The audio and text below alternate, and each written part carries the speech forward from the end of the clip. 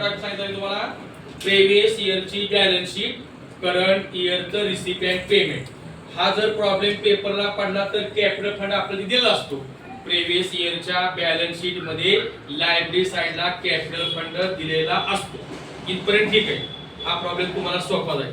पण जर बोर्डाच्या पेपरमध्ये तुम्हाला प्रिव्हियस इयरची बॅलन्स शीट दिली नाही तर तुम्हाला कॅपिटल फंड हा ऍडजस्टमेंट मध्ये दिलेला असतो. हा दुसरा प्रकार. तिसरा प्रकार असा आहे की करंट इयरची रिसिपिएंट पेमेंट देतात पण ऍडजस्टमेंट मध्ये तुम्हाला कॅपिटल फंड दिला जात नाही. त्यावेळेस तुम्हाला कॅपिटल फंड सर्च करावा लागतो.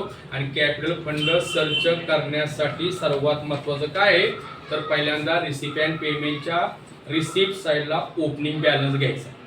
काय घ्यायचा? तो कॅश इन हँड असतो किंवा कॅश ॲट बँक असतो का बॅलन्स ब्रॉट डाऊन असतो. तो कॅपिटल फंड काढण्यासाठी आपण इथं असेटला पहिल्यांदा ओपनिंग बॅलन्सचा कॅश घ्यायचा. त्यानंतर ऍडजस्टमेंट मध्ये प्रिव्हियस इयरचे असेट दिलेले असतात आणि थोड्याफार लायबिलिटी दिलेल्या असतात. सर्व असेट घ्यायचे, असेटला मांडायचे, लायबिलिटी सर्व लायबिलिटीला मांडायच्या. कधी कधी आउटस्टँडिंग सबस्क्रिप्शन.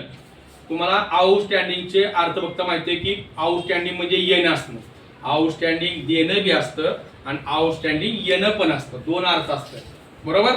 आता आउटस्टँडिंग सबस्क्रिप्शन गेल्या वर्षीचं म्हणजे गेल्या वर्षीची वर्गणी तुम्हाला यायची राहिली म्हणजे ते आपलं काय झालं असेल. आणि प्रिव्हियस इयरला आउटस्टँडिंग एक्सपेन्स आहे म्हणजे खर्च पण द्यायचा राहिलाय, तो कुठे येणार लायबिलिटी साइडला.